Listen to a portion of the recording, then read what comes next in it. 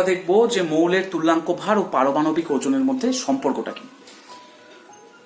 তাহলে মৌলের তুল্যাঙ্ক ভার ও পারমাণবিক ওজন, তাহলে আমরা ধরে নিই যে মৌলের পারমাণবিক ওজন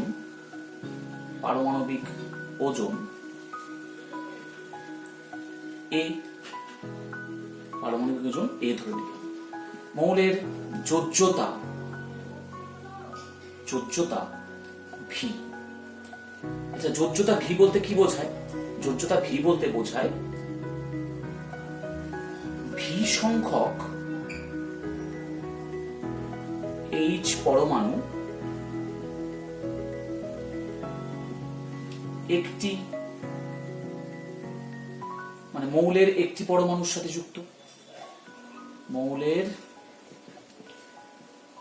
একটি পরমাণুর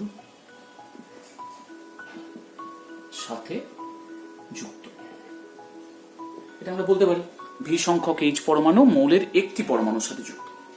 অর্থাৎ আমরা এটাও বলতে পারি যে ভি ইন্টু 1.008 ভাগ ওজনের হাইড্রোজেন এ ভাগ ওজনের মৌলের সাথে যুক্ত।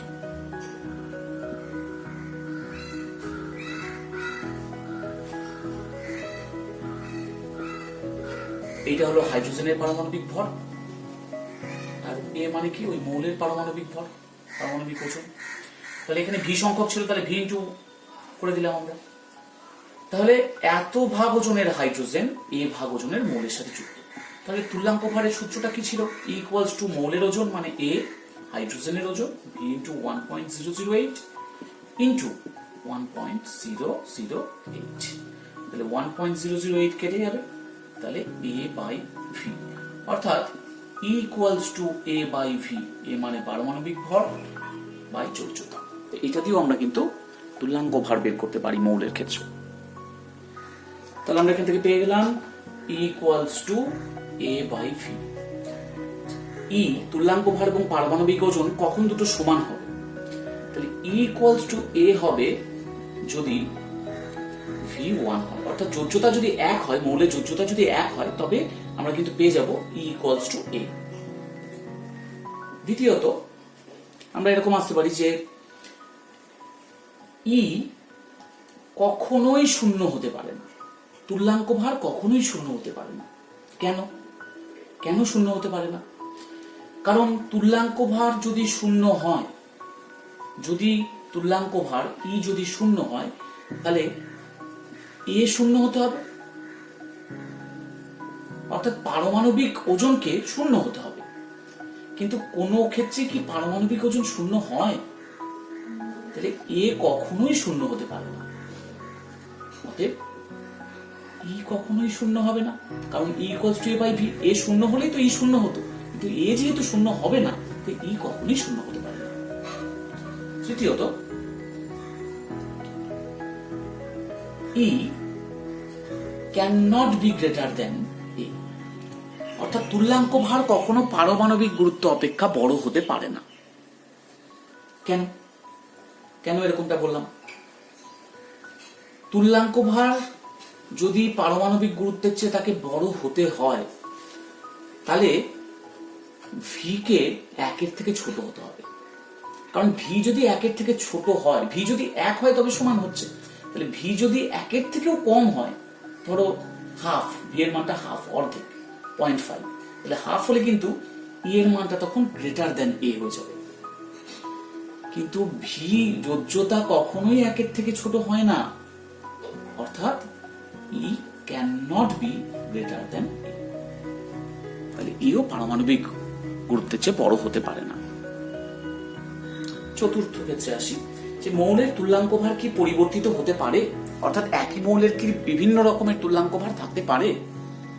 উত্তরটা হচ্ছে থাকতে পারে। তখনই সেটা থাকতে পারে যদি এদের মধ্যে কেউ পরিবর্তনশীল হয়। কিন্তু কোন মৌলের পারমাণবিক গুরুত্ব পরিবর্তনশীল না, কখনোই সেটি পরিবর্তন হতে পারে না। তাহলে এ কিন্তু কনস্ট্যান্ট, কিন্তু যোজ্যতা পরিবর্তনশীল। তাহলে যেহেতু যোজ্যতা পরিবর্তনশীল, যাদের যোজ্যতা পরিবর্তনশীল হয় তাদের ক্ষেত্রে তুল্যাঙ্ক ভার পরিবর্তনশীল। তাহলে আমরা বলতে পারি যে ভি পরিবর্তনশীল হলে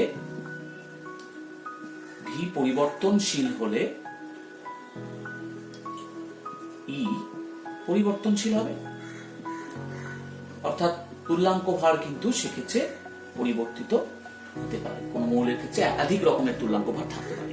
যেমন আমরা একটা এক্সাম্পল দেব, FeO ফেরাস অক্সাইড। এই ফেরাস অক্সাইডের ক্ষেত্রে Fe তুল্যাঙ্ক ভার কত?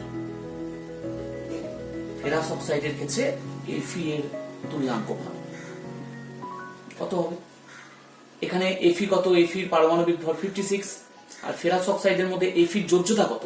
ফেরাস অবস্থায় আছে, মানে 2 অবস্থায় আছে, তাহলে এখানে হবে 28। তাহলে এক্ষেত্রে Fe কিন্তু 28। ঠিক একইভাবে যদি আমরা ফেরিক অক্সাইড দেখি, ফেরিক অক্সাইডের ক্ষেত্রে কিন্তু Fe এর তুল্যাঙ্ক ভারটা আলাদা হবে। সেক্ষেত্রে ইকুয়ালস টু হবে 56। ফেরিক কত আছে? ফেরিক মানে এখানে +3 স্টেটে, অর্থাৎ যোজ্যতা 3 এ আছে। তাহলে যোজ্যতা যদি 3 হয়, 3 দিয়ে ভাগ করব, তাহলে 18.616। তাহলে আমরা দেখলাম যে ফেরাস এবং ফেরিক অক্সাইডের ক্ষেত্রে Fe এর 2 ধরনের তুল্যাঙ্ক ভার থাকতে পারে। তাহলে যাদের পরিবর্তনশীল যোজ্যতা আছে তাদের তুল্যাঙ্ক ভারও পরিবর্তনশীল। এটা 616 হবে না, এটা 66 হবে, 18.66। এবার আমরা বিভিন্ন প্রবলেমের মধ্যে চলে আসি। একটি মৌলের পারমাণবিক গুরুত্ব তুল্যাঙ্ক ভার 27 ও 9 হলে মৌলটি ক্লোরাইডের সংকেত কি হবে? তাহলে পারমাণবিক গুরুত্ব মানে এ দেওয়া আছে 27, ই দেওয়া আছে 9। তাহলে কি হবে? আমরা জানি E equals to A by V। তাহলে V কত হবে? V হবে A বাই E। তার মানে 27/9 ইকুয়ালস টু 3। তাহলে মৌলটির যোজ্যতা 3। মৌলটাকে যদি আমি M দিয়ে ধরি, তাহলে M এর যোজ্যতা 3। ক্লোরিনের যোজ্যতা কত? ক্লোরিনের যোজ্যতা 1। তাহলে এইভাবে ক্রস হয়ে যায় সংকেত লেখার সময়। তাহলে M1Cl3। তাহলে ক্লোরাইডের সংকেত কি হবে? MCl3। আমরা পরবর্তী প্রবলেমটি দেখে নেব। এখানে ধাতব ক্লোরাইডে 20.2 গ্রাম 2% ধাতু আছে। ধাতুটির পারমাণবিক ওজন 27। তাহলে ক্লোরাইডের সংকেত কি হবে? মানে ঠিক আগের মতোই অঙ্কটা, কিন্তু ওখানে কি দেওয়া ছিল? ওখানে দেওয়া ছিল পারমাণবিক ভর এবং তুল্যাঙ্ক ভার। সেখান থেকে আমরা যোজ্যতা বের করে সংকেত বের করছিলাম। এখানে তুল্যাঙ্ক ভার দেওয়া নেই, পারমাণবিক ভরটা দেওয়া আছে। তাহলে আমাদেরকে আগে তুল্যাঙ্ক ভার বের করে নিতে হবে। তুল্যাঙ্ক ভার বের করলেই পারমাণবিক ভর আছে, তাহলে আমরা যোজ্যতা পেয়ে যাব, যোজ্যতা থেকে সংকেত পেয়ে যাব। তাহলে এখানে ধাতু আছে, অর্থাৎ M আছে 20.2%। তাহলে ক্লোরিন কতখানি আছে? ক্লোরিন 100 থেকে 20.2 বাদ দিব, তাহলে এটা হবে 79.8%। তাহলে E ইকুয়ালস টু হবে 20.2 বাই 79.8 ইন্টু 35.5। তাহলে হিসাব করলে এটা দেখা যাবে 8.986। তাহলে তুল্যাঙ্ক ভার হলো এত। অতএব আমরা জানি E equals to A by V। তাহলে V ইকুয়ালস টু কত হবে? V ইকুয়ালস টু হবে A বাই E। তাহলে A আছে 27 আর তুল্যাঙ্ক ভার হলো 8.986। তাহলে আমরা যদি ভাগ করি, তাহলে 2.9 মানে 3 এর ঠিক কাছাকাছি কোনো ভ্যালু আসবে। দেখো আমি একটু ভ্যালুটা করে দিচ্ছি, 27 ভাগ 8.986। তাহলে হবে, সরি, এটা 3.0046 এরকম একটা ভ্যালু আসছে। 3.0046 বলার না, 47ই হবে এটা। তো যাই হোক, যোজ্যতা কিন্তু এরকম ভগ্নাংশে হয় না, যোজ্যতা সব পূর্ণ সংখ্যায় হয়। তাহলে আমরা এটাকে পয়েন্টে রাখবোই না, আমরা যেহেতু 3 এর কাছাকাছি সংখ্যাটা, তাই আমরা 3 লিখব। অর্থাৎ আমরা সবসময় যোজ্যতার মানটা কিন্তু পূর্ণ সংখ্যায় নেব। তাহলে যোজ্যতা হলো কত? যোজ্যতা 3। তাহলে M এর যোজ্যতা কত? 3। ক্লোরিনের যোজ্যতা কত? 1। তাহলে ক্রস হয়ে যাবে, তাহলে MCl3। তার মানে ক্লোরাইডের সংকেত MCl3। পরবর্তী প্রবলেমে আসি। 15 গ্রাম A 30 গ্রাম B এর সাথে সম্পূর্ণরূপে বিক্রিয়া করে। যদি B এর তুল্যাঙ্ক ভার 60 হয়, তবে এর তুল্যাঙ্ক ভার কত? তাহলে A এবং B পরস্পরের সাথে কমপ্লিট বিক্রিয়া করে। হ্যাঁ, তাহলে এখানে কিন্তু কমপ্লিট রিয়াকশন হচ্ছে এবং প্রোডাক্ট তৈরি হচ্ছে। তাহলে এ যদি 1 গ্রাম তুল্যাঙ্ক হয় তাহলে বিও 1 গ্রাম তুল্যাঙ্ক হবে, কারণ 1 গ্রাম তুল্যাঙ্ক 1 গ্রাম তুল্যাঙ্কের সাথে বিক্রিয়া করে।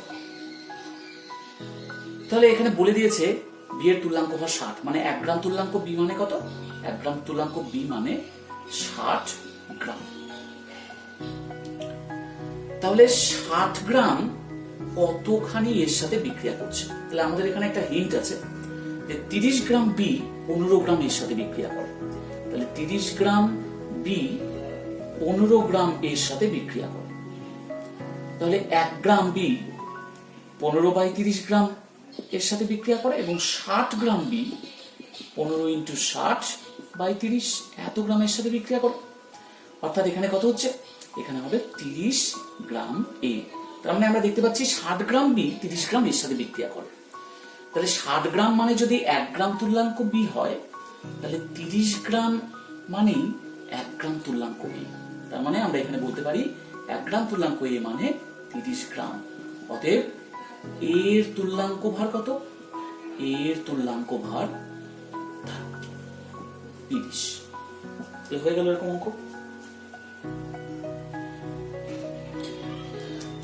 তাহলে এখানে ধাতু AgNO3 এর সাথে বিক্রিয়া করে Ag কে অধক্ষিপ্ত করছে। তাহলে ধাতু অর্থাৎ M তার সাথে AgNO3 এর বিক্রিয়ায় Ag উৎপন্ন হচ্ছে, আরো কিছু উৎপন্ন হচ্ছে সেটা আমি লিখি। তাহলে আমরা বলতে পারি M যদি 1 গ্রাম তুল্যাঙ্ক হয় তাহলে AgNO3 ও 1 গ্রাম তুল্যাঙ্ক এবং Ag উৎপন্ন হবে সেটিও 1 গ্রাম তুল্যাঙ্ক। কারণ তুল্যাঙ্ক ব্যাপারটা কিন্তু এরকমই হয়, 1 গ্রাম তুল্যাঙ্ক 1 গ্রাম তুল্যাঙ্কের সাথে বিক্রিয়া করে 1 গ্রাম তুল্যাঙ্ক Ag উৎপন্ন করেছে। তাহলে আমাদের আগে দেখে নিতে হবে যে Ag 1 গ্রাম তুল্যাঙ্ক মানে কতখানি, দেখে নি। তাহলে আমাদের Ag তুল্যাঙ্ক ভার কিন্তু দেওয়া নেই, তাহলে তুল্যাঙ্ক ভার বের করতে হবে। তাহলে আমরা জানি E = A/V। তাহলে Ag এর ক্ষেত্রে কত? 108 দেওয়া আছে এবং AgNO3 মানে Ag প্লাস হয়, প্লাস মানে Ag 1, তার মানে যোজ্যতা 1, তার মানে তুল্যাঙ্ক ভার 108। তাহলে Ag তুল্যাঙ্ক ভার 108। তাহলে আমরা বলতে পারি 1 গ্রাম তুল্যাঙ্ক Ag মানে 108 গ্রাম। তাহলে এখানে 108 গ্রাম উৎপন্ন হয়েছে কত গ্রাম M এর সাথে বিক্রিয়া করে সেটা আমাদেরকে বের করতে হবে। তাহলে এখানে আমাদের একটা হিন্ট দেওয়া আছে, কিন্তু কি আছে? বলেছে এত গ্রাম ধাতু থেকে এত গ্রাম Ag উৎপন্ন হচ্ছে। তাহলে আমরা একটু লিখে নিই 3.225 গ্রাম Ag উৎপন্ন হয় কত গ্রাম ধাতু থেকে? 0.362 গ্রাম M থেকে। 1 গ্রাম Ag উৎপন্ন হয় 0.362/3.225 গ্রাম M থেকে এবং 108 গ্রাম Ag উৎপন্ন হয় 0.362 × 108/3.225। তাহলে আমরা পেলাম 12.12 গ্রাম থেকে। তাহলে 108 গ্রাম Ag কোথা থেকে তৈরি হচ্ছে? 12.12 গ্রাম। তার মানে 1 গ্রাম তুল্যাঙ্ক মানে কত? 12.12 গ্রাম। তাহলে 108 গ্রাম তৈরি হচ্ছে 12.12 গ্রাম থেকে। তাহলে এটা যদি 1 গ্রাম তুল্যাঙ্ক হয় 12.12 গ্রামও 1 গ্রাম তুল্যাঙ্ক হবে। অর্থাৎ আমরা বলতে পারি সেই ধাতুটির তুল্যাঙ্ক ভার কত? সেই ধাতুটির তুল্যাঙ্ক ভার হবে 12.12। এটাই হচ্ছে আমাদের অ্যান্সার। তাহলে এখানে বলেছে একটি ধাতুর পারমাণবিক গুরুত্ব A, এর অক্সাইডের সংকেত M2ON, দেখা হচ্ছে ধাতুটির তুল্যাঙ্ক ভার A/N। তাহলে আমাদের জানতে হয় কি? তুল্যাঙ্ক ভার বের করতে গেলে A/V, পারমাণবিক গুরুত্ব কিন্তু এখানে দেওয়া আছে, A দেওয়া আছে। এবার আমাদের যোজ্যতা লাগবে। তাহলে সংকেতটা দেওয়া আছে, সংকেতের মধ্যে দেখো অক্সিজেনের যোজ্যতা কিন্তু 2, সেই জন্য অক্সিজেনেরটা এখানে এসছে, M এর সাথে এসছে। তাহলে M এর যোজ্যতা নিশ্চয়ই N, তাহলে ক্রস হয়ে তো সংকেত তৈরি হয় M2ON। তাহলে M এর যোজ্যতা N, তাহলে আমরা পেয়ে যাচ্ছি M এর যোজ্যতা N, তাহলে তুল্যাঙ্ক ভার কত হবে? A/N হয়ে গেল। তো অঙ্কটা যদি একটু অন্যভাবে থাকতো তাহলে আমরা কিভাবে করতাম? আমি একটু অঙ্কটাকে চেঞ্জ করে দিচ্ছি। এখানে আমরা লিখেছিলাম তো M2ON, আমি এখানে লিখলাম MXON। সেক্ষেত্রে ধাতুটির তুল্যাঙ্ক ভার কত, এরকম যদি প্রশ্ন হতো। একটি ধাতুর পারমাণবিক গুরুত্ব এ, অক্সাইডের সংকেত MxON, তাহলে ধাতুটির তুল্যাঙ্ক ভার কত। তাহলে একটু আমরা ঘুরিয়ে দিলাম অঙ্কটাকে, তাহলে কি হবে, এখানে কিন্তু আমরা অক্সিজেনের যোজ্যতা যে 2 সেটা কিন্তু পাচ্ছি না, তাহলে এম এর যোজ্যতা যে N সেটা আমরা বলতে পারবো না। তাহলে এখানে একটু কিন্তু অন্যভাবে আমাদেরকে করতে হবে। এখানে সংকেতটা দেওয়া আছে MxON, তাহলে এদের আণবিক গুরুত্ব কত, তাহলে এম এর পারমাণবিক গুরুত্ব কত, এ দেওয়া আছে, তাহলে A × X প্লাস 16 × N, তাহলে এটা আণবিক গুরুত্ব। অর্থাৎ আমরা বলতে পারি যে মৌলের ওজন যখন x গ্রাম, তখন অক্সিজেন তার সাথে আছে 16 N গ্রাম। তাহলে আমরা এইভাবে লিখতে পারি, দেখো = মৌলের ওজন সেটা x, আবার সংযুক্ত অক্সিজেনের ওজন 16 N × 8, তার মানে এখানে হবে x/2N। এখানে কিন্তু একটু নিয়মটা একটু আলাদা হয়ে গেল, কারণ এখানে আমরা যোজ্যতা খুঁজে পাচ্ছিলাম। এখানে আরেকটি প্রবলেম আছে, কিছুটা সিমিলার টাইপের প্রবলেম। এখানে সংকেত দেওয়া আছে MxOY, তাহলে বলেছে অক্সাইডের সংকেত এইটা, এম এর তুল্যাঙ্ক ভার E, তাহলে পারমাণবিক গুরুত্ব কত হবে, অর্থাৎ 2YE/X সেটা প্রমাণ করতে হবে। তাহলে এখান থেকে কিন্তু আমরা এম এর যোজ্যতা বলতে পারবো না, কারণ অক্সিজেনের যোজ্যতা X দেওয়া আছে, তাহলে অক্সিজেনের যোজ্যতা কিন্তু 2 দেওয়া নেই, তাই আমরা এখান থেকে বলতে পারবো না যে এম এর যোজ্যতা কত। তাহলে আমরা একটু এটাকে ঘুরিয়ে আগের মতো করে ভাবি, এর আগে আণবিক ওজন বের করব। তাহলে আণবিক ওজন কি করে বের করব, আমাদের পারমাণবিক গুরুত্বটা ধরে নিতে হবে। আমরা ধরে নিচ্ছি যে এম এর পারমাণবিক গুরুত্ব A, ছোট হাতের। তাহলে আমাদের কি হবে, A × X প্লাস 16 × Y, এটা আণবিক ভর, অর্থাৎ X ভাগ ওজনের মৌল 16Y ভাগ ওজনের অক্সিজেনের সাথে যুক্ত।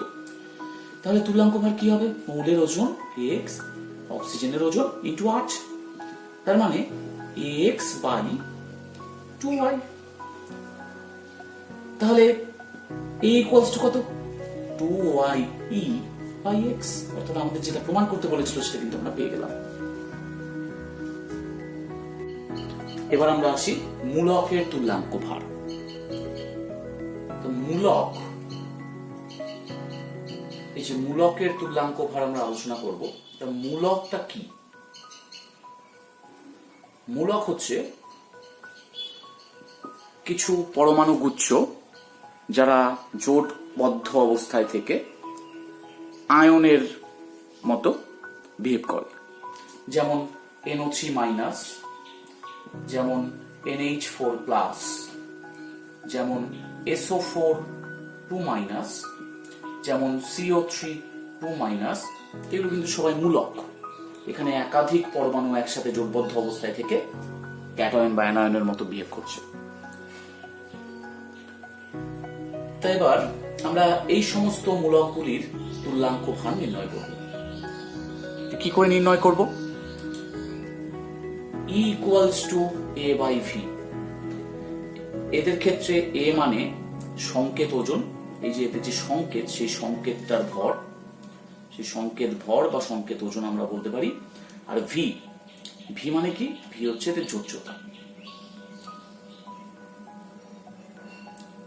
তাহলে আমরা এই সূত্র দিয়ে, অর্থাৎ যে সূত্রটা আমরা আগে শিখেছি = A/V, মূলকের সংকেত ভর বাই যোজ্যতা, এই সূত্র দিয়ে আমরা কিন্তু মূলকের তুল্যাঙ্ক ভার বের করতে পারবো। যেমন প্রথমে আসি নাইট্রেট। এই নাইট্রেট NO3-, এই মূলকটার তুল্যাঙ্ক ভার কত, এর E = সংকেত ভর কত হবে, নাইট্রোজেনের 14, অক্সিজেন 16 × 3, আর যোজ্যতা, এই যে এদের যে চার্জ আছে -1, আমি মাইনাস বা প্লাসটাকে বাদ দিয়ে শুধু এক জিনিসটাকে ধরছি, 1 হচ্ছে যোজ্যতা, অর্থাৎ এটা হবে 62। ঠিক একইভাবে SO4(2-), এর তুল্যাঙ্ক ভার কত হবে, সালফার 32 প্লাস 16 × 4 বাই -2 আছে চার্জ, মানে যোজ্যতা 2, অর্থাৎ প্লাস মাইনাস বর্জিত যে সংখ্যাটা আসবে সেটাই তার যোজ্যতা। তো 464, এখানে কত হচ্ছে 96/2, মানে 48। তাহলে এইভাবে আমরা যে কোনো মূলকের তুল্যাঙ্ক ভার বের করতে পারি। এবার দেখি যে অ্যাসিডের তুল্যাঙ্ক ভার কি করে বের করা যায়। অ্যাসিডের তুল্যাঙ্ক ভার ইকুয়ালস টু অ্যাসিডের আণবিক ভর, অ্যাসিডের আণবিক ভর বাই ক্ষারগ্রাহিতা। ক্ষারগ্রাহিতা মানে কি? ক্ষারগ্রাহিতা মানে হচ্ছে কোনো অ্যাসিডের একটি অণুতে যতগুলি প্রতিস্থাপনযোগ্য হাইড্রোজেন পরমাণু থাকে, অর্থাৎ যতগুলি সে H+ আয়ন উৎপন্ন করতে পারে সেটাই তার ক্ষারগ্রাহিতা। যেমন HCl, HCl যদি আয়নিত হয়, আয়নীয় হয়ে তৈরি করবে H+ এবং Cl-, অর্থাৎ একটি H+ আয়ন উৎপন্ন করছে, তার মানে একটি প্রতিস্থাপনযোগ্য হাইড্রোজেন পরমাণু আছে, তার মানে এর ক্ষারগ্রাহিতা 1। তাহলে এর ক্ষারগ্রাহিতা কত? ক্ষারগ্রাহিতা 1। H2SO4, H2SO4 কিন্তু দুটি H আছে এবং দুটি প্রতিস্থাপনযোগ্য, কারণ সে জলীয় যৌগনে আয়নিত হয়ে 2H+ SO4 2- উৎপন্ন করে, অর্থাৎ এর ক্ষারগ্রাহিতা 2। HNO3, HNO3ও একটি H+ আয়ন উৎপন্ন করে, তাই এটিরও ক্ষারগ্রাহিতা আমরা বলতে পারি যে 1।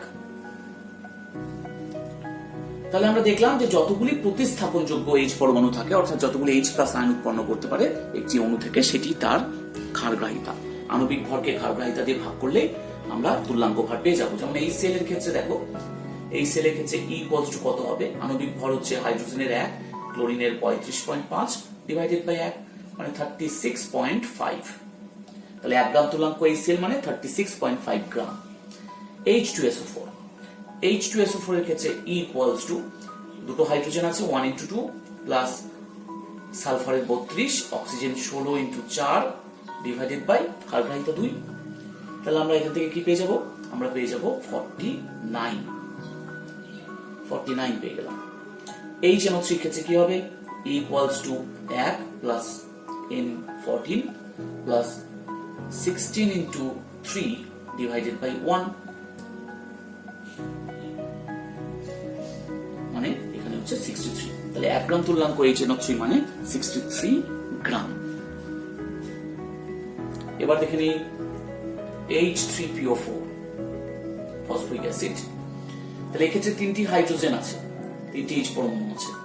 এই যখন আয়নিত হয় তখন 3H+ PO4 3- উৎপন্ন করে, অর্থাৎ এখানে যেহেতু 3টি H+ আয়ন উৎপন্ন করছে মানে 3টি হাইড্রোজেনই প্রতিস্থাপনযোগ্য, তাহলে এরও ক্ষারগ্রাহিতা 3। ক্ষারগ্রাহিতা 3। H3PO3 ফসফরাস অ্যাসিড, এটির ক্ষেত্রে 3টি হাইড্রোজেন আছে, কিন্তু বিষয় হচ্ছে যে 3টি কি প্রতিস্থাপনযোগ্য? এরা কিন্তু আয়নিত হয়ে দুটো H+ আয়ন এবং HPO3- তৈরি করে। তাহলে এর ক্ষারগ্রাহিতা কত হবে? এর ক্ষারগ্রাহিতা হবে 2। তাহলে আমরা কি করে বুঝবো যে কখন 3টে হচ্ছে কখন 2টি হচ্ছে? এক তো আয়নিত করে বোঝা যেতে পারে কতগুলি আয়ন উৎপন্ন করছে, কতগুলি H+ আয়ন উৎপন্ন করছে। আর দ্বিতীয়ত স্ট্রাকচার, যেমন H3PO4 এর ক্ষেত্রে দেখো 3টে OH আছে, 3টে OH। এই যে O যেহেতু ইলেকট্রোনেগেটিভ অ্যাটম, এর সাথে যখন H যুক্ত আছে কি করবে? H এবং O এর মধ্যে যে বন্ধনগুলি আছে, অর্থাৎ এই যে বন্ধনগুলি আছে, এই বন্ধনগুলির ইলেকট্রনকে অক্সিজেন নিজের দিকে টেনে রাখবে। তাহলে এখান থেকে H+ রিলিজ করা সহজ হবে, অর্থাৎ যেগুলিতে OH আছে তারা কিন্তু H+ আয়ন দিতে পারবে। যে সমস্ত অ্যাসিডে OH বন্ধন রয়েছে তারা H+ আয়ন উৎপন্ন করতে পারবে, কারণ এখানে হাইলি ইলেকট্রোনেগেটিভ এলিমেন্টের সাথে H-টা আছে। তাহলে এখানে 3টে OH ছিল, তার মানে 3টে H+ আয়ন তৈরি করছে, তাই ক্ষারগ্রাহিতা 3। কিন্তু H3PO3 এর ক্ষেত্রে স্ট্রাকচারটা কি হবে? H3PO3 এর ক্ষেত্রে স্ট্রাকচারটা দেখো, H3PO3 এর ক্ষেত্রে কিন্তু স্ট্রাকচারটা এইরকম, অর্থাৎ এখানে দুটি OH গ্রুপ আছে, তার মানে দুটি H+ হিসাবে আয়নিত হতে পারবে, অর্থাৎ যেহেতু দুটি H+ উৎপন্ন হবে তাই এর ক্ষারগ্রাহিতা 2। P এর সাথে যে হাইড্রোজেনটি আছে সেটি কিন্তু আয়নিত হয় না। এরপরে আসি H3PO2 হাইপোফসফরাস অ্যাসিড। এক্ষেত্রে একটি H+ আয়ন আমরা পাবো, একটি H+ আয়ন পাবো, তাই এর ক্ষারগ্রাহিতা কত? এর ক্ষারগ্রাহিতা 1। তাহলে স্ট্রাকচার কি? অ্যাকচুয়ালি কি হয়, H3PO2 এর ক্ষেত্রে দুটি H B এর সাথে বন্ধন থাকে এবং একটি OH থাকে। এই যে H আছে, এই H কিন্তু H+ হিসাবে আয়নিত হতে পারছে, তাই এর ক্ষারগ্রাহিতা 1। তাহলে আমরা দেখে নিলাম যে এদের মধ্যে হাইড্রোজেন থাকলে পরেই সবগুলি হাইড্রোজেনই যে প্রতিস্থাপনযোগ্য হবে এমনটা নাও হতে পারে। যতগুলি H+ আয়ন সে উৎপন্ন করতে পারবে সেটাই সেই অ্যাসিডটির ক্ষারগ্রাহিতা। এবার দেখে নিই বোরিক অ্যাসিড H3BO3। H3BO3 এর তুল্যাঙ্ক ভার কত, মানে এর ক্ষারগ্রাহিতা কত? তাহলে ক্ষারগ্রাহিতা কত H3BO3, এটা কিন্তু একটা ইম্পর্টেন্ট কোশ্চেন, কম্পিটিটিভ এক্সাম গুলোতে প্রায় আসে। H3BO3, তাহলে এখানে একটু আমরা স্ট্রাকচারটা দেখি। এখানে বোরনের সাথে তিনটে OH গ্রুপ আছে, এবং বোরনের বাইরের কক্ষে কয়টি ইলেকট্রন ছিল? 3টি ইলেকট্রন ছিল। বোরনের বাইরের কক্ষে কিন্তু 3টি ইলেকট্রন ছিল, কারণ আমরা জানি যে বোরনের পরমাণু ক্রমাঙ্ক 5 মানে কি হবে? 2, 3, তাহলে বাইরের কক্ষে 3টি ইলেকট্রন আছে। তাহলে 3টি ইলেকট্রন এবং প্রতিটি বন্ধনের জন্য সে একটি করে ইলেকট্রন পেয়েছে অক্সিজেনের সাথে সমযোজী বন্ধন করার ফলে। তাহলে তার এখন বাইরের কক্ষে কটা আছে? 3 + 3, 6টি ইলেকট্রন আছে। তাহলে বোরনের কিন্তু অষ্টক পূর্তি হয়নি। বোরনের যেহেতু অষ্টক পূর্তি হয়নি, তার কিন্তু অষ্টক পূরণ করার একটা ইচ্ছা থাকে। তাহলে বোরন এখান থেকে কোনো H+ আয়ন উৎপন্ন করে না, এখান থেকে সে কিন্তু H+ আয়ন উৎপন্ন করছে না। সে কি করে? সে জলের সাথে বিক্রিয়া করে।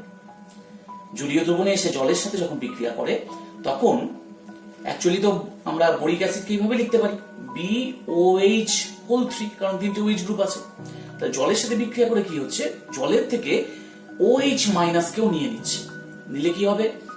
BOH4, এখানে মাইনাস তৈরি হচ্ছে।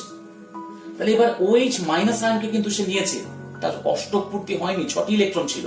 এবার OH- থেকে 2টি ইলেকট্রন পেয়েছে, এবার ওর অষ্টক পূর্তি হয়ে গেল। তাহলে BOH4- কিন্তু স্টেবল। কিন্তু এই যে অষ্টক পূর্তি করলো, তার ফলে জলের এখান থেকে একটি H+ আয়ন চলে আসলো। তাই অ্যাকচুয়ালি H3BO3 জলীয় দ্রবণে গিয়ে একটি H+ আয়ন উৎপন্ন করছে। এই H+ আয়ন কোথা থেকে আসছে? জলের থেকে আসছে। তাহলে আমরা বলতে পারি এক্ষেত্রে বোরিক অ্যাসিডের ক্ষারগ্রাহিতা 1, যেহেতু একটি H+ আয়ন উৎপন্ন করছে জলীয় দ্রবণে। তাহলে বোরিক অ্যাসিডের ক্ষারগ্রাহিতা 1, অর্থাৎ বোরিক অ্যাসিডের যখন আমরা তুল্যাঙ্ক ভার বের করব, তখন তার আণবিক ভরকে 1 দিয়ে ভাগ করব, যেটা তার ক্ষারগ্রাহিতা। তবে আমরা বোরিক অ্যাসিডের তুল্যাঙ্ক ভার পেয়ে যাব। এবার একটা প্রশ্ন আছে এরকম যে H3PO4 তার তুল্যাঙ্ক ভার বের করতে হবে, যেটা আমরা আগেই করলাম, কিন্তু এখানে একটা বিক্রিয়া দেওয়া আছে। H3PO4 এর সাথে ক্যালসিয়াম হাইড্রোক্সাইডের বিক্রিয়া। তাতে কি হচ্ছে? ক্যালসিয়াম HPO4 2 তৈরি হচ্ছে, ক্যালসিয়াম HPO4 তৈরি হচ্ছে, এবং তার সাথে 2H2O তৈরি হচ্ছে। তাহলে এই বিক্রিয়াতে বলেছে যে H3PO4 এর তুল্যাঙ্ক ভার কত?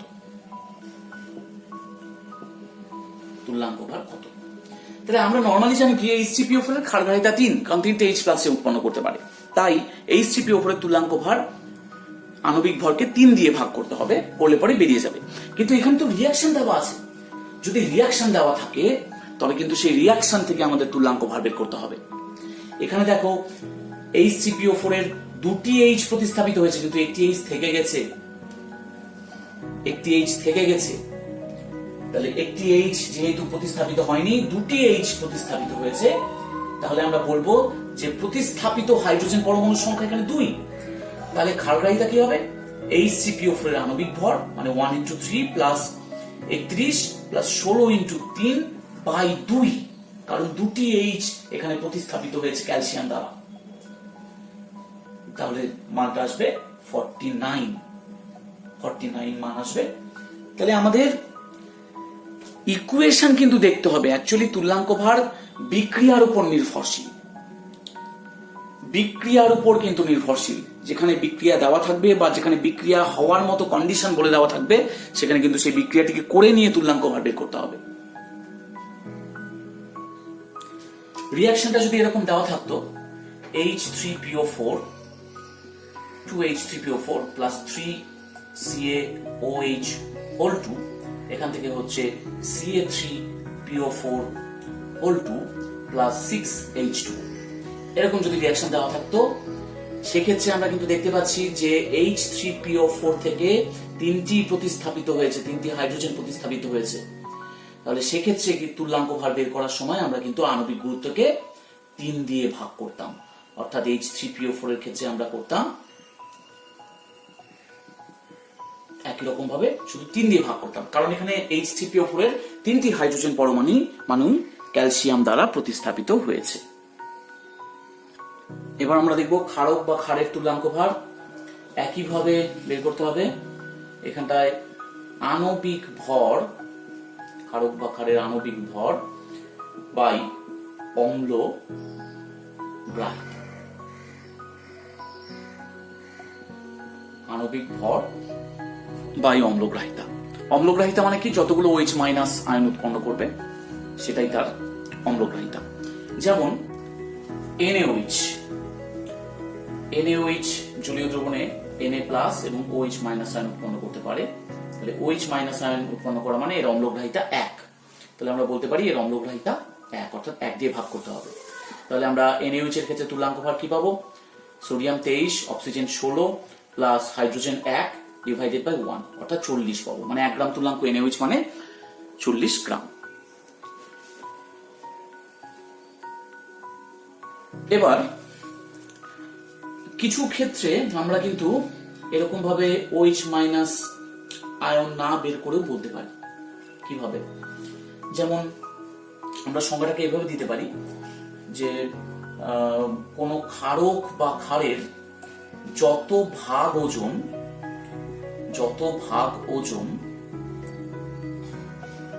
1 গ্রাম তুল্যাঙ্ক অ্যাসিডকে সম্পূর্ণরূপে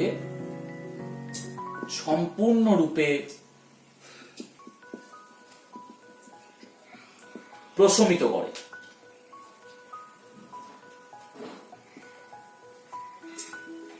সেটি তার তুল্যাঙ্ক ভার। তার মানে যত ভাগ ওজন 1 গ্রাম তুল্যাঙ্ক অ্যাসিডকে সম্পূর্ণরূপে প্রশমিত করে, সেটাই তার তুল্যাঙ্ক ভার। তাহলে যদি বলে ক্যালসিয়াম অক্সাইড, তার তুল্যাঙ্ক ভার কত? তাহলে আমরা দেখবো যে ক্যালসিয়াম অক্সাইড কোন একটা অ্যাসিড নিলাম আমরা, HCl। তাহলে HCl এর সাথে বিক্রিয়া করলে কি হবে? CaCl2 plus H2O। তাহলে দুই অণু HCl লাগলো, 2 মোল HCl লাগলো। তাহলে ক্যালসিয়াম ক্লোরাইড তৈরি হচ্ছে এবং H2O তৈরি হচ্ছে। তাহলে আমরা এদের ভরগুলো হিসাব করে নিই, আণবিক ভরগুলো। তো এখানে HCl কত? 2, এখানে হাইড্রোজেনের 1, ক্লোরিন 35.5, অর্থাৎ এখানে হচ্ছে 2 × 36.5। তাহলে এত ভাগ ওজন। এখানে ক্যালসিয়াম অক্সাইড কত? 40 প্লাস 16, অর্থাৎ 56। আমরা কিন্তু জানি যে 1 গ্রাম তুল্যাঙ্ক HCl, একটু আগে আমরা করেছি 1 গ্রাম তুল্যাঙ্ক HCl মানে 36.5 গ্রাম। তাহলে এখানে 2 × 36.5 গ্রাম আছে, তাহলে এটা নিশ্চয়ই 2 গ্রাম তুল্যাঙ্ক। তাহলে এখানে যতটা লেগেছে সেটা নিশ্চয়ই 2 গ্রাম তুল্যাঙ্ক। তাহলে 2 গ্রাম তুল্যাঙ্ক প্রশমিত করতে লাগছে 56 গ্রাম। তাহলে 1 গ্রাম তুল্যাঙ্ককে প্রশমিত করতে কতখানি লাগবে? 1 গ্রাম তুল্যাঙ্ককে প্রশমিত করতে লাগবে, এখানে তাহলে আমরা 56 কে 2 দিয়ে ভাগ করে দিব। তাহলে 28 গ্রাম লাগবে 1 গ্রাম তুল্যাঙ্ককে প্রশমিত করতে। অর্থাৎ 1 গ্রাম তুল্যাঙ্ক HCl কে প্রশমিত করতে লাগবে 28 গ্রাম। তাহলে আমরা বলতে পারি যে ক্যালসিয়াম অক্সাইডের তুল্যাঙ্ক ভার কত? ক্যালসিয়াম অক্সাইডের তুল্যাঙ্ক ভার 28। তাহলে ক্যালসিয়াম অক্সাইডের তুল্যাঙ্ক ভার 28। তাহলে যে ক্ষেত্রে আমরা অম্লগ্রাহিতা বের করা অসুবিধা বা বুঝতে পারছি না, সেক্ষেত্রে কিন্তু আমরা অ্যাসিডের সাথে বিক্রিয়া করে তুল্যাঙ্ক ভার বের করতে পারি। ঠিক একইভাবে অ্যাসিডের ক্ষেত্রেও ব্যাপারটা প্রযোজ্য। সেক্ষেত্রে কিন্তু আমাদের অ্যাসিড বা ক্ষার কোনো একটির তুল্যাঙ্ক ভার জানতে হবে, তবেই আমরা অপরটির তুল্যাঙ্ক ভার বের করতে পারবো। এবার আমরা নির্ণয় করব লবণের তুল্যাঙ্ক ভার। লবণ কি? অ্যাসিড এবং ক্ষারের বিক্রিয়ায় যে জল বাদে যে যৌগটি উৎপন্ন হয় সেটি লবণ। তাহলে এই লবণের তুল্যাঙ্ক ভার কি করে বের করা যায়? ঠিক একই রকমের নিয়ম, ইকুয়ালস টু লবণের সংকেত ভর বা সংকেত ওজন ডিভাইডেড বাই প্রতি অণুতে, এখানে তো অণু বলা উচিত না, যে সংকেতটা থাকবে সেই সংকেতের মধ্যে যতগুলি ক্যাটায়ন থাকবে সেই ক্যাটায়নের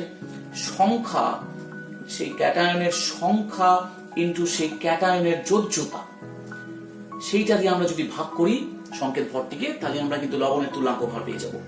ঠিক একইভাবে ক্যাটায়নের সংখ্যা না ধরে যদি আমরা অ্যানায়নের সংখ্যা যদি ধরি, সংকেত ভর ডিভাইডেড বাই অ্যানায়নের সংখ্যা ইন্টু যোজ্যতা, তাহলেও আমরা কিন্তু তুল্যাঙ্ক ভার পেয়ে যাব এবং সেটা একই হবে। আমরা ক্যাটায়নের সংখ্যা বা অ্যানায়ন যেটা দিয়ে ধরি না কেন, লবণের তুল্যাঙ্ক ভার একই আসবে। তাহলে আমরা একটা এক্সাম্পল দিয়ে দেখে নিই। যেমন Al2SO4 হোল 3, এটা একটা লবণ, অ্যালুমিনিয়াম সালফেট। তো এর তুল্যাঙ্ক ভার কত? এই লবণটির তুল্যাঙ্ক ভার কত?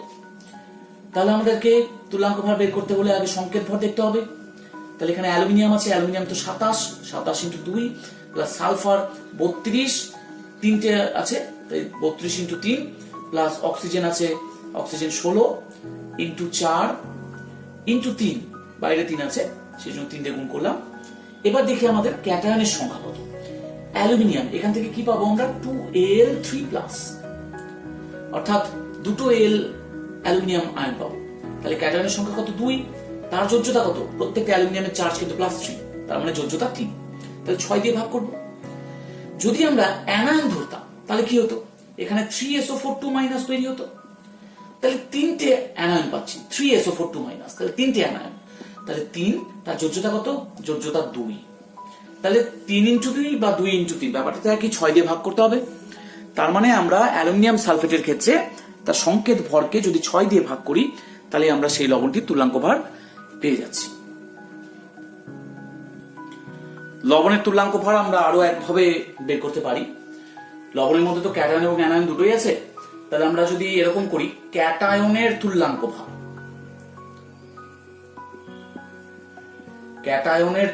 ভার প্লাস অ্যানায়নের তুল্যাঙ্ক ভার,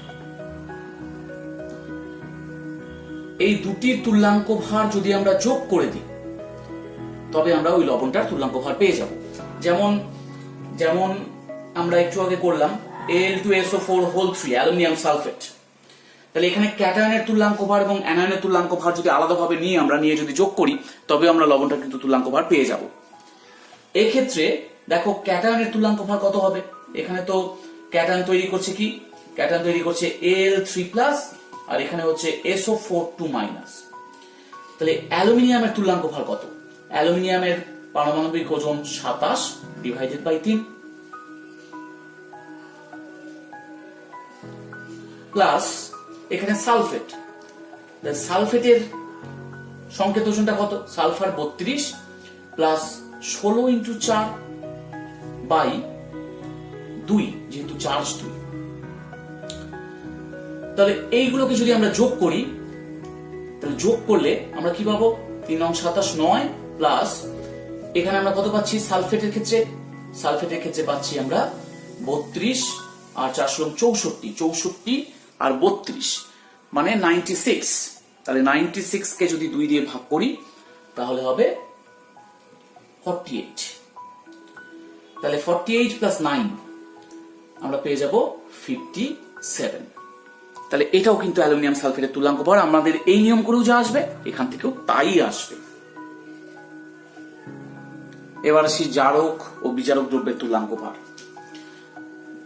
জারক এবং বিজারক দ্রব্যের তুল্যাঙ্ক ভর বের করার নিয়ম হলো আণবিক ভর, জারক বা বিজারক দ্রব্যটির আণবিক ভর ডিভাইডেড বাই ইলেকট্রন সংখ্যা। আমরা আরেকভাবেও করতে পারি, আণবিক ভর বাই জারণ সংখ্যার মোট পরিবর্তন।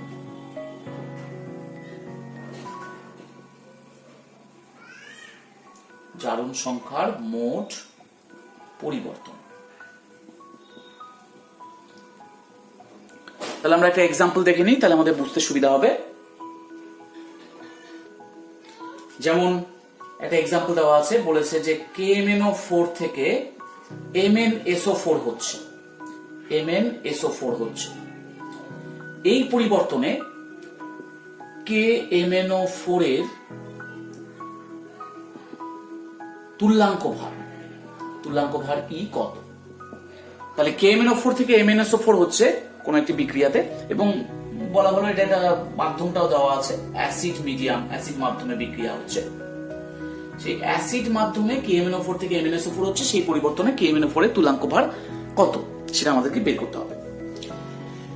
তাহলে আমরা দেখে নিই যে আগে আমরা এই পদ্ধতিতে কিভাবে তুল্যাঙ্ক ভার বের করব। তাহলে KMnO4 তাকে আয়নিত করলে কি হয়, MnO4 মাইনাস, এবং এইদিকে কি আছে, Mn+2 হয়। নিশ্চয়ই MnO4 মাইনাস থেকে Mn+2 হয়েছে, তাই লিখে নিলাম। এবার অ্যাসিড মাধ্যমে ব্যালেন্স করার নিয়ম কি? অ্যাসিড মাধ্যমে ব্যালেন্স করার নিয়ম হচ্ছে বিপরীত দিকে 4H2O যোগ করতে হবে অক্সিজেন মেলানোর জন্য, এবং এইখানে 8H+ দিতে হবে। যারা এই নিয়মটি জানো না তারা আমার ভিডিওগুলো দেখো, আগের যে ভিডিওগুলো তোমরা আমার চ্যানেলটিতে যাবে এবং তাতে যে প্লে লিস্ট আছে সেই প্লে লিস্টে দেখবে একাদশ শ্রেণীর জারণ বিজারণ বিক্রিয়ার অধ্যায়টি, ওখানে অনেকগুলো ভিডিও দেওয়া আছে, ওই ভিডিওগুলো দেখো, তাহলে তোমরা ব্যালেন্স কিভাবে করতে হয় সেটা কিন্তু শিখে যাবে। তাহলে এখানে 8H+ হলো। এবার ইলেকট্রন মানে চার্জ মেলাতে হবে, এখানে -1 আছে এবং এখানে +8 আছে, এখানে +2 আছে, তার মানে এখানে আছে +7, এখানে আছে +2, তার মানে 5টা ইলেকট্রন এখানে অ্যাড করতে হবে। এই নিয়মগুলো কিন্তু আমি আগেও পড়িয়েছি ওই ভিডিওগুলোতে, সেটা তোমরা একটু দেখে নিও। তাহলে আমরা দেখলাম যে MnO4- থেকে Mn2+ হতে 5টা ইলেকট্রনের দরকার, 5টা ইলেকট্রনের দরকার। তাহলে কি হবে, KMnO4 এর আণবিক ভরকে যদি আমি 5 দিয়ে ভাগ করে দিই তাহলে আমি কিন্তু তুল্যাঙ্ক ভার পেয়ে যাব। তাহলে এই ক্ষেত্রে KMnO4 এর তুল্যাঙ্ক ভার কত? পটাশিয়াম আমাদের 39, manganese 55 plus oxygen 16 × 4 divided by 5। তাহলে 5 দিয়ে ভাগ করলে যেটা হবে সেটাই আমাদের তুল্যাঙ্ক ভার। এবার আমরা দেখবো যে জারণ সংখ্যা পদ্ধতিতে কিভাবে ব্যালেন্স করা যায়, মানে দ্বিতীয় পদ্ধতিতে। এক্ষেত্রে KMnO4 এর ম্যাঙ্গানিজ তার জারণ সংখ্যা কত? জারণ সংখ্যা হিসাব করে দেখা যাবে এটা +7 আসবে এবং এখানে আছে +2। এই জারণ সংখ্যা কি এবং কিভাবে নির্ণয় করা হয় এটিও কিন্তু এই জারণ বিজারণ বিক্রিয়ার অধ্যায়টিতে করা আছে, তোমরা সেটা একটু ভিডিওগুলো দেখে নাও, তাহলে বুঝতে সুবিধা হবে। তাহলে +7 থেকে +2 হয়েছে, তাহলে পরিবর্তন কত হয়েছে? তাহলে পরিবর্তন হয়েছে 5 একক, 5 এর পরিবর্তন হয়েছে। তাহলে আমরা যদি আণবিক ভরকে KMnO4 এর আণবিক ভরকে 5 দিয়ে ভাগ করে দিই তবে কিন্তু আমরা তুল্যাঙ্ক ভর পেয়ে যাব। আর এর আগের ক্ষেত্রে দেখো ইলেকট্রন 5 বেরিয়েছিল, এখানেও দেখো 5 বেরোচ্ছে। অর্থাৎ হিসাব যদি ঠিক হয়, আমাদের বিশ্লেষণটা যদি ঠিক হয়, তাহলে কিন্তু দুই ক্ষেত্রে ইলেকট্রন সংখ্যা বা জারণ সংখ্যার মোট পরিবর্তনটা একই আসবে। কিন্তু এটা বেশি সহজ, এক্ষেত্রে শুধু জারণ সংখ্যা কিভাবে বের করা হয় সেটা জানলে কিন্তু আমরা করে ফেলতে পারবো। তাহলে দ্বিতীয় পদ্ধতিটি বেশি সহজ, এবং আমার মনে হয় পরীক্ষার হলে তোমরা দ্বিতীয় পদ্ধতিটি অ্যাপ্লাই করো, তাহলে অনেক বেশি সুবিধা হবে। দেখো আমরা আরেকটা এক্সাম্পল নিয়েছি, ক্ষারীয় মাধ্যমে KMnO4 থেকে K2MnO4 হচ্ছে, এক্ষেত্রে KMnO4 এর তুল্যাঙ্ক ভার কত? তাহলে ক্ষারীয় মাধ্যম আমরা যদি প্রথম পদ্ধতিতে করতে চাই তাহলে আমাদের এখান থেকে MnO4- আসবে এবং এইখান থেকে আসবে MnO4 তাহলে এবার আমাদেরকে ব্যালেন্স করতে হবে যেহেতু ক্ষারীয় মাধ্যম। তাহলে দেখে নিই ক্ষারীয় মাধ্যমে কি করতে হবে। এখানে এমনি কিছু করার দরকার নেই, এখানে -1 আছে, একটা ইলেকট্রন যোগ করলেই -2 চলে আসবে, তার মানে একটা ইলেকট্রন হচ্ছে। তাহলে KMnO4 এর আণবিক ভরকে যদি আমরা একটি ইলেকট্রন সংখ্যা অর্থাৎ 1 দিয়ে ভাগ করে দিই তাহলে আমরা ক্ষারীয় মাধ্যমে KMnO4 এর তুল্যাঙ্ক ভার পেয়ে যাব। তাহলে এক্ষেত্রে ক্ষারীয় মাধ্যমে KMnO4 এর তুল্যাঙ্ক ভার M অর্থাৎ KMnO4 এর আণবিক গুরুত্ব ডিভাইডেড বাই 1। এর আগেরটাই কিন্তু খেয়াল করে দেখো যে আমরা 5 দিয়ে ভাগ করেছিলাম, m/5, এখানে কিন্তু m/1, অর্থাৎ আণবিক ভর যেটাই আসুক তাকে যদি 1 দিয়ে ভাগ করি তাহলে আমরা তুল্যাঙ্ক ভর পেয়ে যাবো Kmn/4। সেটা কিন্তু ক্ষারীয় মাধ্যমে এই বিক্রিয়াটির ক্ষেত্রে। যদি আমরা জারণ সংখ্যা পদ্ধতিতে করতাম তাহলে কি হতো? জারণ সংখ্যা পদ্ধতিতে হিসাব করে নিলে এটা +7 আসবে এবং এটা আসবে +6। তাহলে 7 থেকে 6 হয়েছে মানে এক এককেরই পরিবর্তন হয়েছে, তাহলে 1 দিয়ে ভাগ হবে, তাহলে একই হিসাব আসবে। তাহলে দেখো যেটাই হোক না কেন আমাদের Kmn/4 সেটি কিন্তু কি ধরনের বিক্রিয়া করছে, কোন মাধ্যমে আছে তার উপরে কিন্তু তার তুল্যাঙ্ক ভার চেঞ্জ হয়ে গেল। কখনো তাকে 5 দিয়ে ভাগ করছি আণবিক গুরুত্বকে, কখনো আবার 1 দিয়ে ভাগ করছি। আমরা জারণ সংখ্যা পদ্ধতি ইউজ করলে বেশি সহজ হবে। তাহলে আমি এবার যে এক্সাম্পল গুলো দেখাবো সবই জারণ সংখ্যার পরিবর্তন হিসাব করে দেখাবো। তাহলে এরকম যদি একটা পরিবর্তন থাকে K2Cr2O7, সেখান থেকে Cr2SO4 হচ্ছে, বলেছে এই পরিবর্তনে K2Cr2O7 এর তুল্যাঙ্ক ভার কত, পটাশিয়াম ডাইক্রোমেট। তাহলে আমরা জারণ সংখ্যা পদ্ধতি অ্যাপ্লাই করব। এখানে ক্রোমিয়ামের জারণ সংখ্যা কত আসবে, আমি যদি x ধরে নিই, এটাকে যদি x ধরে নিই তাহলে +1, পটাশিয়ামের +1 × 2 প্লাস দুটো ক্রোমিয়াম আছে তাহলে 2x, অক্সিজেন হয় -2 × 7 = 0। তাহলে x = কত হবে, +6 হবে। তাহলে এখানে ক্রোমিয়ামের জারণ সংখ্যা +6, এখানে কত হিসাব করে দেখো, এখানে ক্রোমিয়ামের জারণ সংখ্যা আছে +3। তাহলে +6 থেকে +3 হয়েছে, তাহলে পরিবর্তন কত হয়েছে, পরিবর্তন হয়েছে 3 এককের। কিন্তু কটা ক্রোমিয়াম আছে এখানে, দুটো ক্রোমিয়ামের জন্য আমাকে পরিবর্তন ধরতে হবে, যেহেতু এখানে Cr2 আছে। তাহলে 3 × 2 = 6, তাহলে 6 দিয়ে ভাগ করতে হবে। তাহলে K2Cr2O7 এর আণবিক ভর যদি m হয় তাহলে m/6 করতে হবে এক্ষেত্রে তুল্যাঙ্ক ভার বের করার জন্য। FeSO4 থেকে Fe2SO4 হয়েছে, অর্থাৎ ফেরাস সালফেট থেকে ফেরিক সালফেটে পরিণত হয়েছে। এই ক্ষেত্রে ফেরাস সালফেট FeSO4 এর তুল্যাঙ্ক ভার E কত, তাহলে এটাকে কিভাবে বের করা যাবে? তাহলে এখানে FeSO4 মানে ফেরাস অবস্থায় আছে +2 আর এখানে ফেরিক অবস্থায় আছে +3। তাহলে পরিবর্তন কত, পরিবর্তন 1 একক, 2 থেকে 3 হয়েছে মানে 1 একক, এবং এখানে কিন্তু একটাই Fe আছে, এখানে দুটো থাক কিন্তু এখানে একটাই Fe আছে। তাহলে পরিবর্তন, মোট পরিবর্তন কিন্তু 1 একক। তাহলে জারণ সংখ্যার মোট পরিবর্তন 1 একক, অর্থাৎ FeSO4 এর আণবিক ভরকে, FeSO4 এর আণবিক ভর যদি m হয় তাকে আমাকে 1 দিয়ে ভাগ করতে হবে, তবে আমরা তুল্যাঙ্ক ভার পেয়ে যাব। কিন্তু কোন বিক্রিয়ায় ফেরিক সালফেট থেকে, কোন বিক্রিয়া যদি এরকম হয় ফেরিক সালফেট থেকে ফেরাস সালফেট হয়েছে, সেক্ষেত্রে ফেরিক সালফেটের তুল্যাঙ্ক ভার কত, ফেরিক সালফেটের তুল্যাঙ্ক ভার E কত? সেক্ষেত্রে কিন্তু আমরা দেখে নেব যে এটা +3 এটা +2, তাহলে পরিবর্তন কত, 1 একক তো বটেই, কিন্তু এখানে দুটো Fe আছে, তাহলে 2 দিয়ে গুণ করতে হবে, অর্থাৎ মোট পরিবর্তন কিন্তু 2 একক। তাহলে ফেরিক সালফেটের তুল্যাঙ্ক ভার বের করার সময় ফেরিক সালফেটের আণবিক ভরকে 2 দিয়ে ভাগ করতে হবে, তবেই আমরা ফেরিক সালফেটের তুল্যাঙ্ক ভার পেয়ে যাব। তাহলে আমার ফ্যাক্টর হচ্ছে যে বাঁ দিকে যেখান থেকে স্টার্টিং হচ্ছে সেখানে কয়টা পরমাণু আছে তার উপর ভিত্তি করে আমাদের মোট জারণ সংখ্যার পরিবর্তন বের করতে হবে। এবার আসি, এই পরিবর্তন দেওয়া আছে অক্সালেট আয়ন থেকে কার্বন ডাই অক্সাইড হয়েছে, এই পরিবর্তনে অক্সালিক অ্যাসিডের তুল্যাঙ্ক ভার কত?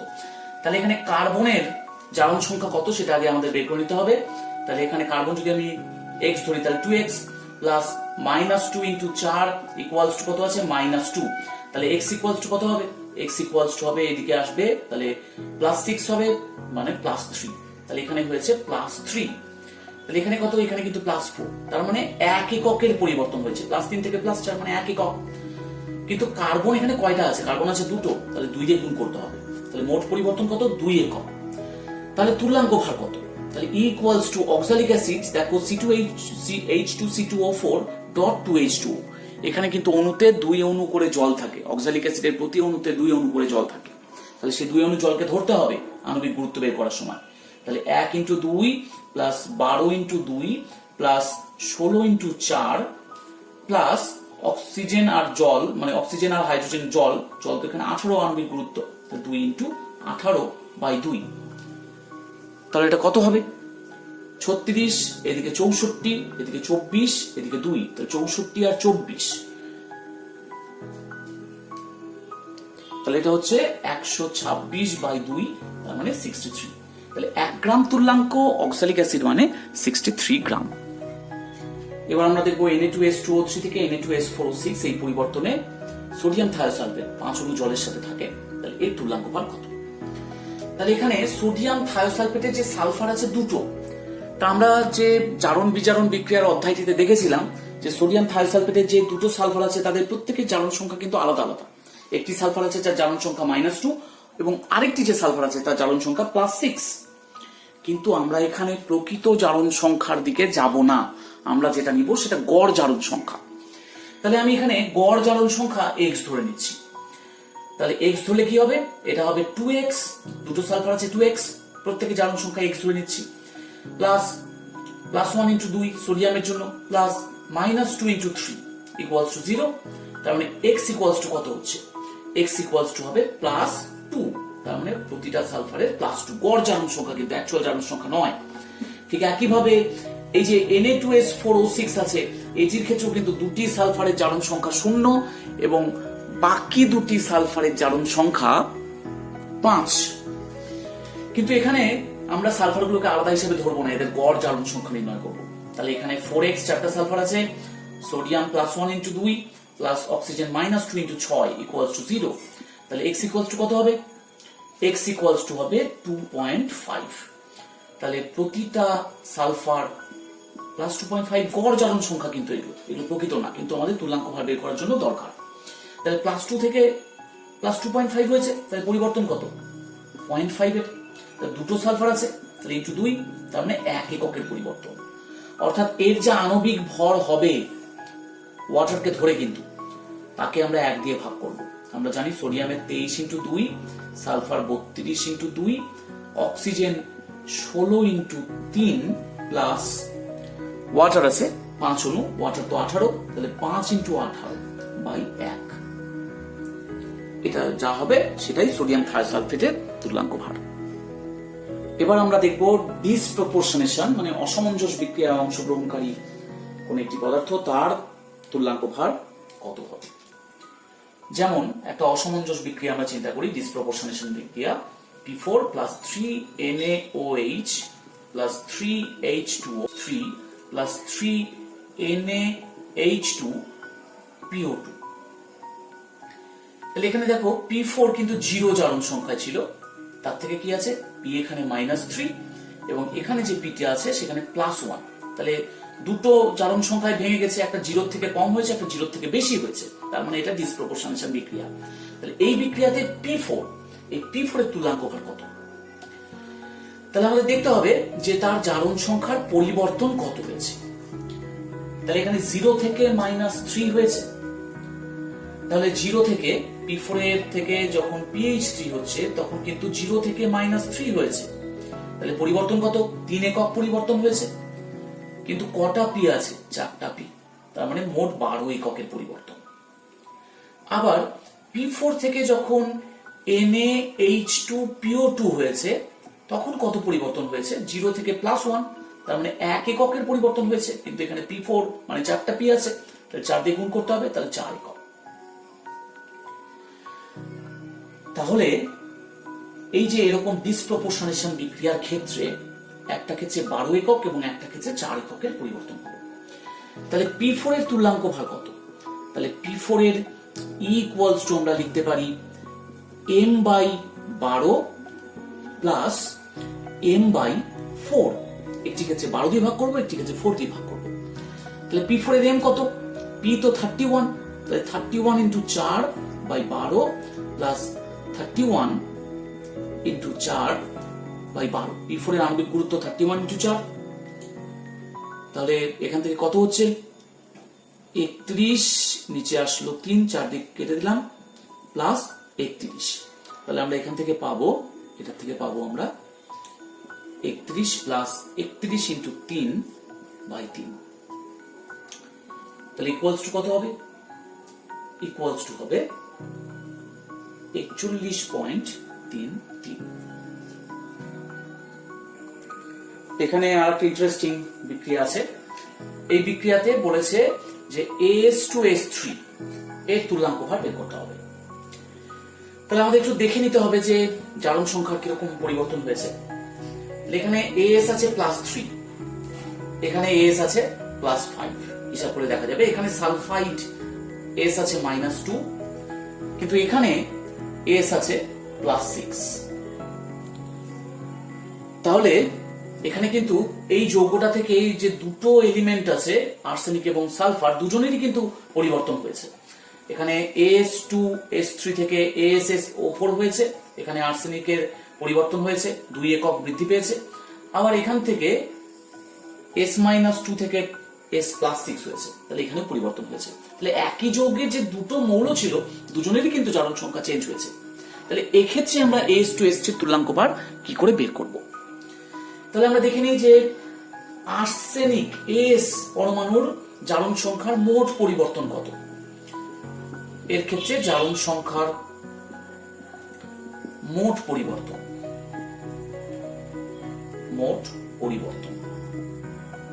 কত হচ্ছে? পরিবর্তনটা +3 থেকে +5 হয়েছে, মানে 2 একক, দুটো আর্সেনিক ছিল, তাহলে আমাদের 2 দিয়ে গুণ করতে হবে, অর্থাৎ মোট পরিবর্তন কিন্তু 4। আবার সালফারের জারণ সংখ্যার মোট পরিবর্তন কত হয়েছে দেখে নি, -2 থেকে +6 হয়েছে। তাহলে -2 থেকে +6 মানে 8 এককের পরিবর্তন হয়েছে, কিন্তু 3টে সালফার ছিল, তাহলে 8 × 3 তাহলে 24। অর্থাৎ আর্সেনিকের চেঞ্জ হয়েছে 4 এককের এবং সালফারের চেঞ্জ হয়েছে 24 এককের। তাহলে মোট পরিবর্তন কত? মোট পরিবর্তন কিন্তু 28, অর্থাৎ জারণ সংখ্যার AS2S3 যৌগটার জারণ সংখ্যার মোট পরিবর্তন হয়েছে 28 একক। তাহলে তুল্যাঙ্ক ভার কত হবে? তাহলে AS2S3 এর তুল্যাঙ্ক ভার এর আণবিক গুরুত্ব, আণবিক ওজন, আমি যদি তাকে m দিয়ে বলি, /28। এক্ষেত্রে কিন্তু আর্সেনিক এবং সালফার দুজনেরই কিন্তু জারণ সংখ্যার বৃদ্ধি হয়েছে এবং মোট বৃদ্ধিটা 28 এককের। সেই জন্য আমাদেরকে 28 দিয়ে ভাগ করতে হবে। এবার সেই বিক্রিয়াটিতে এখানেও FeS2 এর তুল্যাঙ্ক ভার বের করতে বলেছে। তাহলে এটিও কিন্তু আগের মতোই আমরা দেখতে পাবো। এখানে কত? Fe আছে +2, এখানে Fe আছে +3, তাহলে বৃদ্ধি পেয়েছে, +2 থেকে +3 হয়েছে, বৃদ্ধি হয়েছে। আবার এখানে S আছে -1, এখানে S আছে +4, তার মানে এখানেও বৃদ্ধি হয়েছে। তাহলে যৌগের যে দুটো মৌল ছিল Fe এবং S, দুজনেরই কিন্তু জারণ সংখ্যা বৃদ্ধি পেয়েছে। তাহলে 2 বৃদ্ধি আগের মতোই বৃদ্ধি পেয়েছে দুটো ক্ষেত্রে, তাহলে দুটো বৃদ্ধিকে আমরা যোগ করে নিব, সেটা আমাদের মোট জারণ সংখ্যার বৃদ্ধি হবে। তাহলে Fe, এক্ষেত্রে Feর জারণ সংখ্যার বৃদ্ধি কত? Fe এর জারণ সংখ্যার বৃদ্ধি, Fe এর জারণ সংখ্যার বৃদ্ধি কিন্তু এখানে 2 থেকে 3 হয়েছে, মানে 1 এককের বৃদ্ধি হয়েছে। আবার S এর জারণ সংখ্যার বৃদ্ধি -1 থেকে 4 হয়েছে, মানে 5 এককের বৃদ্ধি পেয়েছে, কিন্তু দুটো সালফার ছিল, 2 দিয়ে গুণ করতে হবে, তাহলে মোট বৃদ্ধি এখানে 10 একক। তাহলে দুটো ক্ষেত্রে মোট বৃদ্ধি কত? 1 একক এবং 10 একক, মানে 11 একক। তাহলে FeS2 এর তুল্যাঙ্ক ভার কত হবে? এর তুল্যাঙ্ক ভার হবে FeS2 এর আণবিক গুরুত্ব /11। যেহেতু দুটো ক্ষেত্রে বৃদ্ধি পেয়েছে, তাহলে আমরা আগের মতোই যোগ করে নিব, যোগ করে নিয়ে আমরা মোট বৃদ্ধি পেলাম 11, এবং সেই 11 দিয়ে আমরা আণবিক গুরুত্বকে ভাগ করে দিব। আজকের পর্ব আমাদের এইটুকুই। পরবর্তী পর্বে আমরা তুল্যাঙ্ক ভারের আরো বেশ কিছু প্রবলেম নিয়ে আলোচনা করব। ঠিক আছে, থ্যাংক ইউ।